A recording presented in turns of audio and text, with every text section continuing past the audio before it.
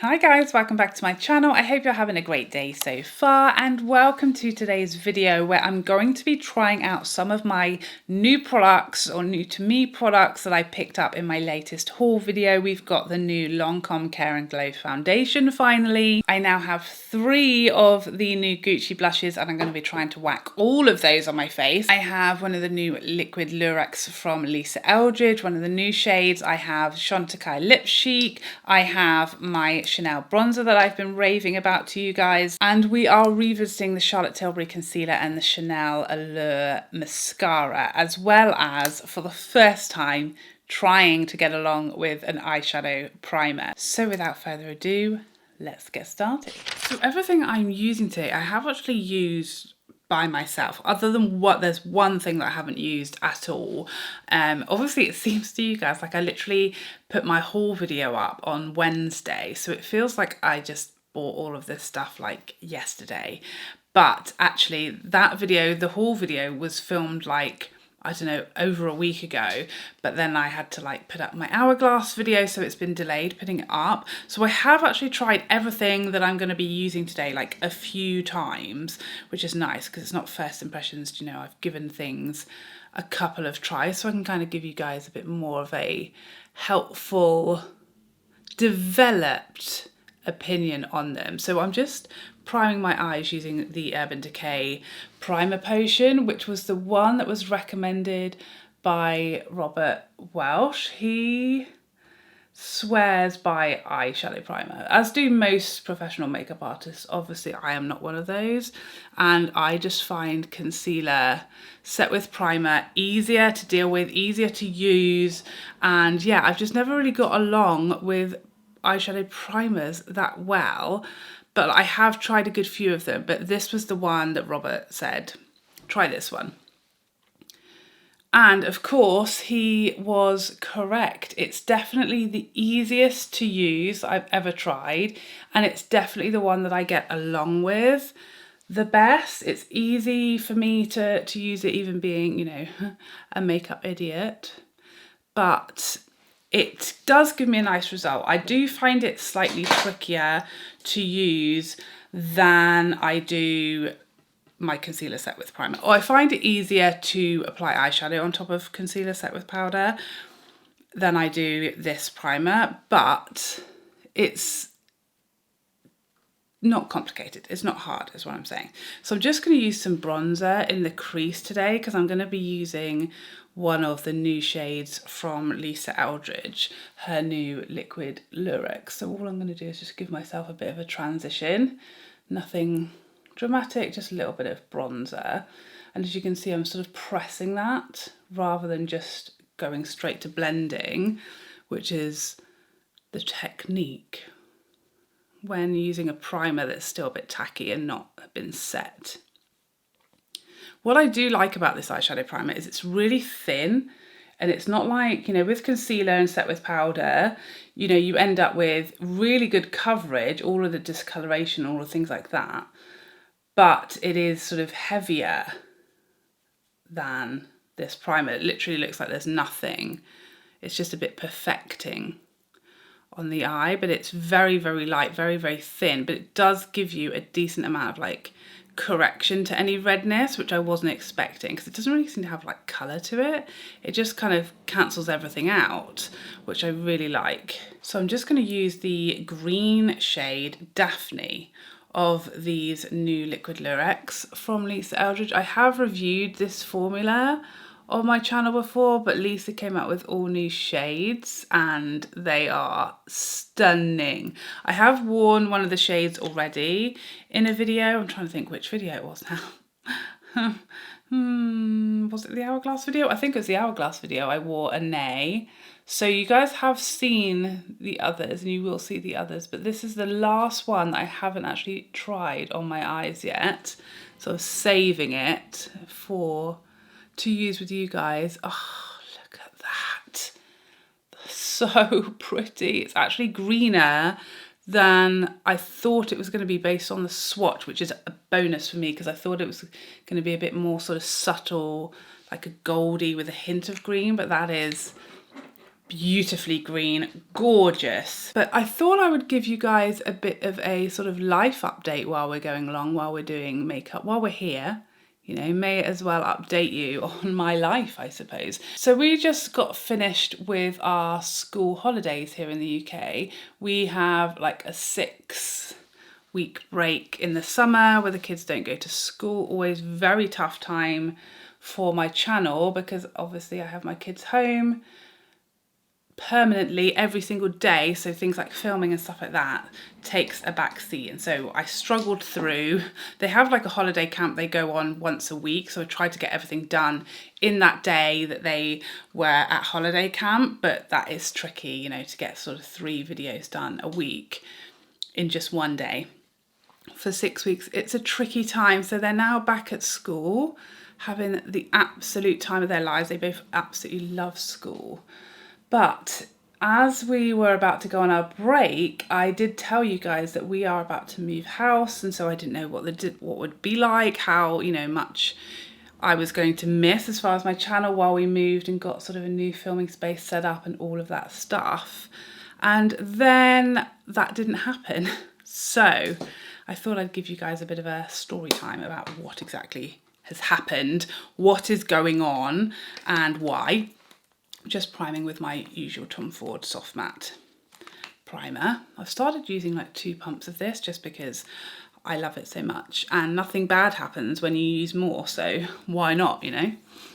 So I feel like I have to slightly explain the process of moving, because I know it's so different in like every country, like how it goes, like the order you do things and what happens and when it happens and all of that. So here in the UK, what you do is you put your house on the market, so it's up for sale, people come and look round. Then eventually at some point someone makes you an offer for your home. You accept the offer if you want, you don't have to. Once you've accepted an offer, then you find somewhere that you want to buy and you put an offer, that's accepted, and then everything starts legally going through. At no point until literally you're about to move are you like contractually obligated to continue buying that house, okay? Chanel Allure Mascara, thought we would give this like a try today again, as it's sort of about to go in the bin because it's really, after only 3 weeks, at like the end of its life. So what happened to us? We put our house on the market in the spring, March time, and that time the market was insane, right? Like we could barely get in to view properties that we wanted to see. You know, they were selling the day that they went on the market. You know, you had to join like a wait list just to get in the door. And we offered, I was telling our neighbour about this the other day, we offered on like 5 properties. 5 properties we put offers on. And we were putting offers well over asking price. And again, I don't know where you live and how normal that is. Here, that is not normal, okay?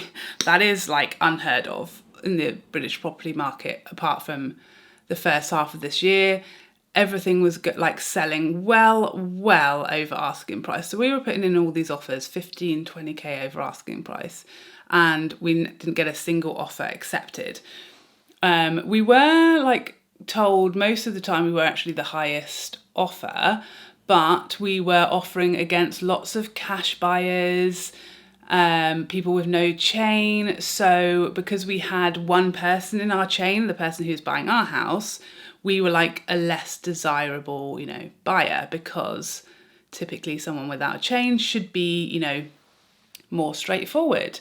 But out of the like 5 houses we offered on and got turned down on, literally 4 out of those 5 over the next coming months came back to us, said their sale has fallen through, does our offer, are we still, you know, basically interested in buying the property? So it just goes to show, I think all these cash buyers and chain free people were just like offering on multiple properties and then continuing to look, and that's why so many sales were falling through. So it turns out that cash buyers and chain-free people are not always the best option because they're not committed to anyone, you know? So anyway, we sold our house pretty quickly. I think after like, we had a good few offers over the first like 2 or 3 weeks. And then we got, you know, a really good offer, decided to accept it. You know, they had no chain, so that was all good. Then, as we were about to go on holiday, one of the houses we previously offered on and got rejected, got turned down, you know, someone beat us, had a better offer, called us back up, said that this sale had fallen through. Did we still want the house? So we said, yes, please. Offer was accepted, everything started going through, happy days. So I'm using the Lancome Teint Idole Care and Glow foundation. Obviously this has just arrived here in the UK, it's been out in the US for weeks. I've only tried this once, so this is still pretty new to me. But so far I do like it, except for it has an extremely overwhelming scent. So you've been warned. So yeah, so everything started going through. We started looking at schools, all of that jazz, because, you know, we had to move our children's schools. We are doing a big move, like a whole different county. If you're from the US, a county is like a state, but a much smaller scale. So we are fully moving, you know, across the country. So a big move. You know, even doing viewings for us were really tricky, you know, with the kids and stuff, and the viewings being like so far away from where we live. It was a lot of work. So yeah, we took our kids to their new school. They had some taster days there, some settling in days. We, you know, started planning, you know, the house we were buying had like some things that it needed doing to it. We started planning all the work, furniture, all of that stuff. We did all the searches, we did all the surveys, our home did all the our buyer did all their surveys and searches and everything like that. We were probably, I'd say, maybe 2 weeks out from moving. We were about to exchange contracts, which means then like that's basically the end of the process. Everything's been done, everything's come back, and we're literally, you know, agreeing a moving date. And our buyer just changed their minds, pulled out, changed their minds. Fun.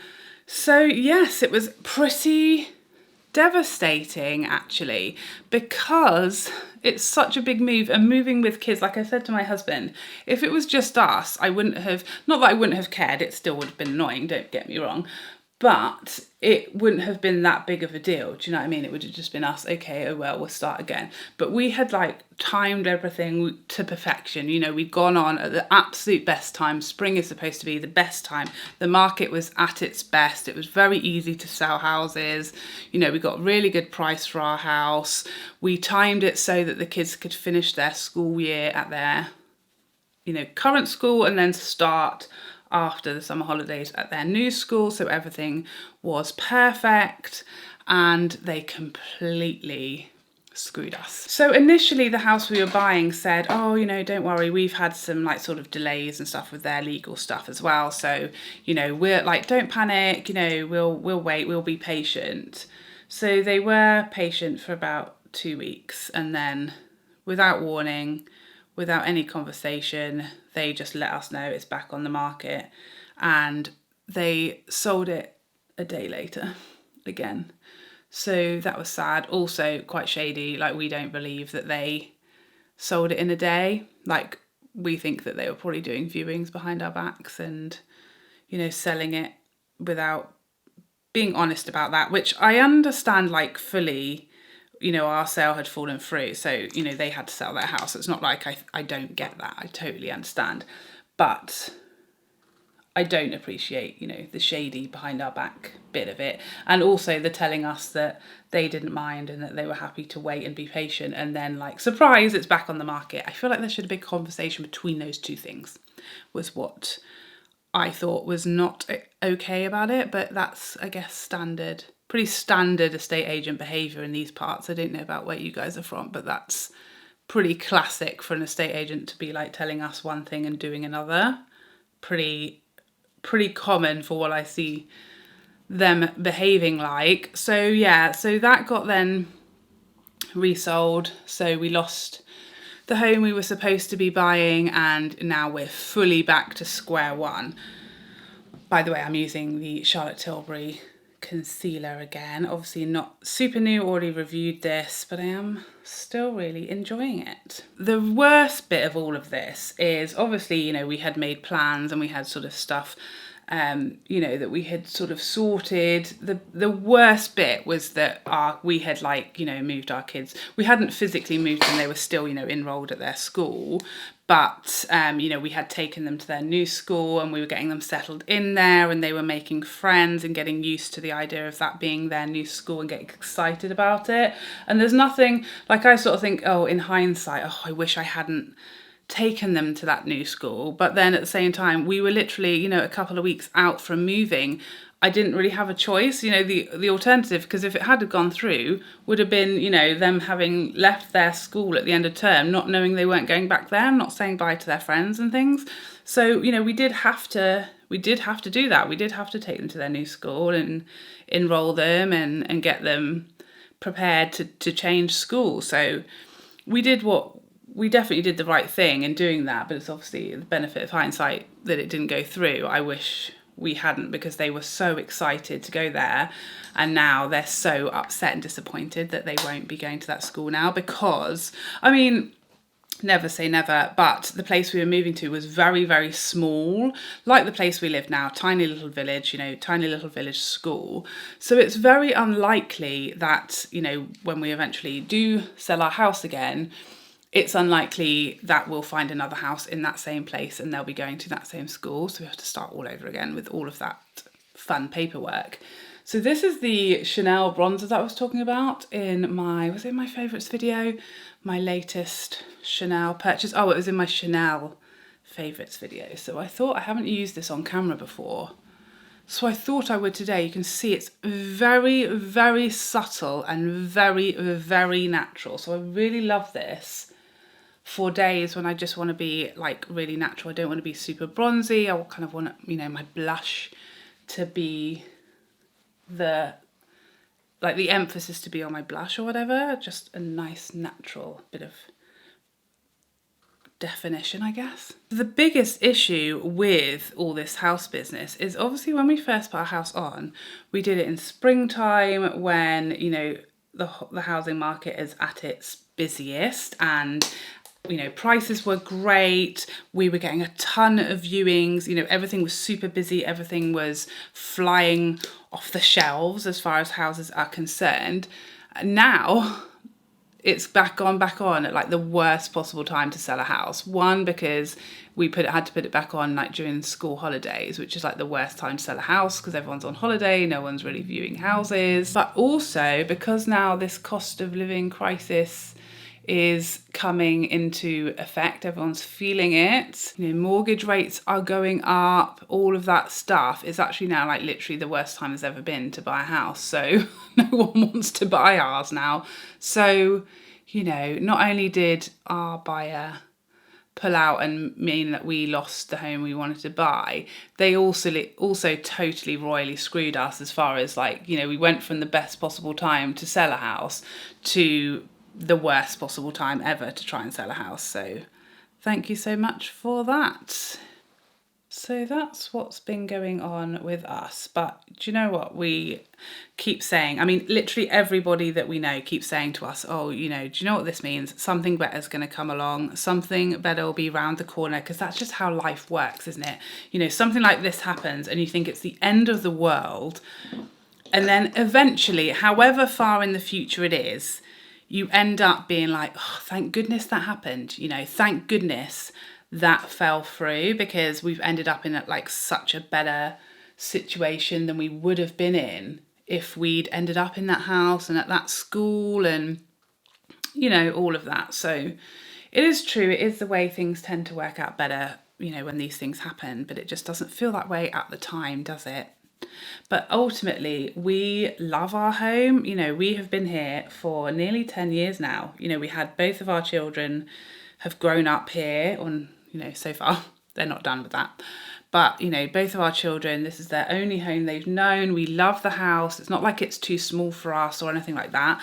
You know, the only reason we were moving is because we wanted to be nearer to our family. So that's annoying that that's, you know, delayed, but it's not like we don't love where we live and the kids aren't super happy at their school. They are. So, you know, we're very blessed and we're very lucky, and, you know, we will be absolutely fine even if we have to stay here forever. So next up, I bought 3 of the Gucci blushes. Now, in my haul video, you would have seen me unboxing 2.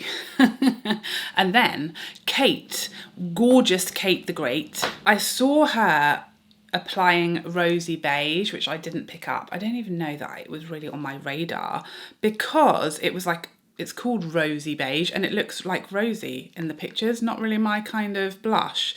But I saw this on Kate and it's literally the most perfect everyday like neutral blush I've ever seen in my life.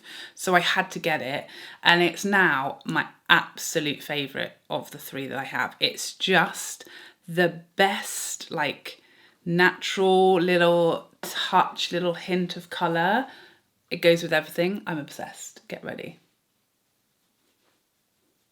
If you are like scared of blush, you want really natural, you know, everyday neutral blush, this is absolutely stunning, but it also builds so nicely. So, you know, I can get quite a decent amount of colour out of this, even in like my summer skin tone, but it can also just be like the slightest hint of colour, like a kiss, a wash of colour. I love this formula. They're so beautiful, so pretty, really easy to blend. The packaging, like, no photos do this justice. It's so much prettier in real life, but I thought I would try and put them all on my cheeks today. Why not? We're playing around. What's the worst that could happen, you know? So Tender Apricot is the lightest. This is going to be a struggle to show on me, I think, but do you know what? Not really. I can see it. Can you see it? Oh, beautiful, actually. Absolutely shows on me, and without even that much building up. That is a pleasant surprise. I wasn't expecting that. Oh, so pretty. God, I love blush. I love it. I think it might be my favourite makeup product ever. So Tender Apricot, a happy surprise. This is going to be stunning on like fair to medium skin. I've built that up, but really not that much. And it's just, again, a gorgeous, understated little wash of colour, and I'm obsessed with it. But again, in winter, it's going to be a bit more impactful on me, so even better. Now I'll have a little go with Bright Coral just over the top. I don't actually need it. I thought this wasn't going to show like at all, but it does. But let's have a little go with Bright Coral as well over the top of this. So this is definitely, yeah, I think if you have like more of a tanned, medium to tan skin tone, maybe you think that the Apricot isn't going to show on you. This one is just a touch more, just a little bit more impactful, but a very similar sort of shade. Beautiful. I mean, I am absolutely over the moon with all 3 of these shades. I love them. One of my favourite blush formulas ever. Could even be my favourite blush. I don't know. I don't know if they can beat the glow from the RMS and the Pat McGrath palette. I don't know, because they're not as glowy. They're not glowy. They are, I think they're called like a luminous matte. Perfect description. They have luminosity to them. They aren't glowy, there's no shimmer or anything, but they also do not look flat matte at all. They're just a really like naturally luminous finish, I would say. So finally I have my Chantecaille Yarrow lipstick or balm that I wanted to try, but because it is really quite light for me, what I thought I would do is give myself a bit of a line with Lisa Eldridge's Petal.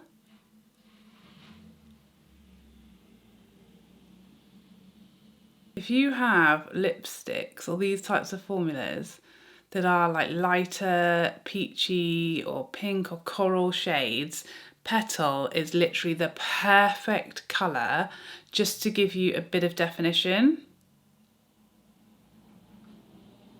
and help you wear those lighter shades. It's just absolutely perfect.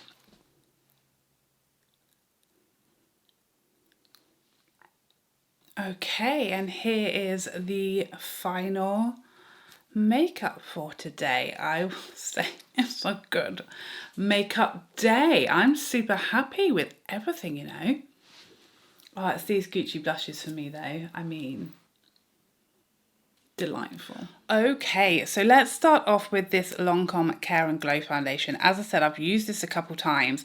Both times I think my skin looks stunning, gorgeous, such a beautiful, like healthy luminosity. I love that it's really natural and the coverage is just what I like. It's like that sweet spot of like medium. Neutralizes all my redness, discoloration, things like that, but still looks like skin. You can still see skin, you know, showing through, and it has that natural quality to it that I really, really love. The finish is gorgeous and healthy, feels very nice and lightweight, and my skin feels hydrated.